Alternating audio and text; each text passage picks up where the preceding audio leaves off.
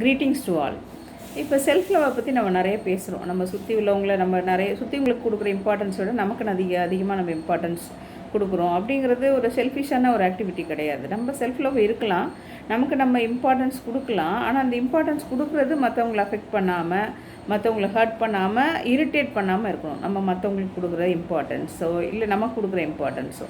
So இந்த self லவ்வில் ஒரு முக்கியமான விஷயம் நம்ம நல்லா யோசித்து பார்த்தோம் அப்படின்னா, நம்ம மற்றவங்களாம் சமாளிக்கிறத விட நம்மளை சமாளிக்க தான் நம்ம லைஃப்பில் போராடிட்டு இருக்கோம். நம்ம நினைக்கிறோம் நம்ம சுற்றி உள்ளவங்களாம் எப்படி இருக்காங்களே, இவங்களாம் சமாளிக்கிறது இவ்வளோ பிரச்சனையாக இருக்கே அப்படின்னு நம்ம நினைக்கிறோம். கொஞ்சம் டீப்பாக திங்க் பண்ணி பார்த்தோம் அப்படின்னா நம்மளை சமாளிக்கிறது தான் நமக்கு ஒரு பெரிய பிரச்சனையாக இருக்குது. ஏன்னா ரியாக்ஷன்ஸ் நம்ம தானே கொடுக்குறோம். ஒவ்வொரு ஒரு ஒரு ஒரு ஒரு சுச்சுவேஷனுக்கும் இல்லை ஒருத்தவங்க நம்மள்கிட்ட பேசுகிறதுக்கும் நம்மளோட கூட உள்ளவங்களை சமாளிக்கிறதுக்கும் நம்ம முடியாமல் தான் நம்ம நம்மளோட ரியாக்ஷன்ஸில் தான் நம்ம லைஃப்பில் நிறைய ஃபெயிலியர் நிறைய ரிலேஷன்ஷிப் இஷ்யூஸ்லாம் வருது.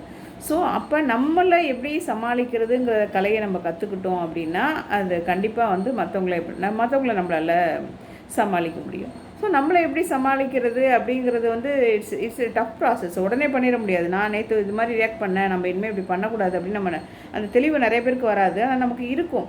ஆனால் அந்த தெளிவு இருந்தாலும் திரும்ப ஒரு 10 டேஸ் கரெக்டாக இருப்போம். அது இப்படிலாம் பண்ணக்கூடாது அப்படின்ற இருப்போம். திரும்ப பார்த்தா 10 டேஸ் கழிச்சு அதே மாதிரி ஒரு ரியாக்ஷனை கொடுத்து திரும்ப அதே மாதிரி அவசரப்படுவோம்.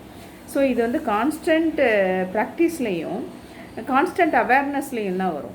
நமக்கு மேலே நமக்குள்ள அவேர்னஸ்லேயும் தான் நம்மளை மாற்றிக்க முடியும். ஆனால் ஒரு அவேர்னஸ் இன்னொரு விஷயத்தில் அது வீக் ஆகும். So we have to think deeply. சிந்தித்து செயலாற்றுவோம். தேங்க்யூ.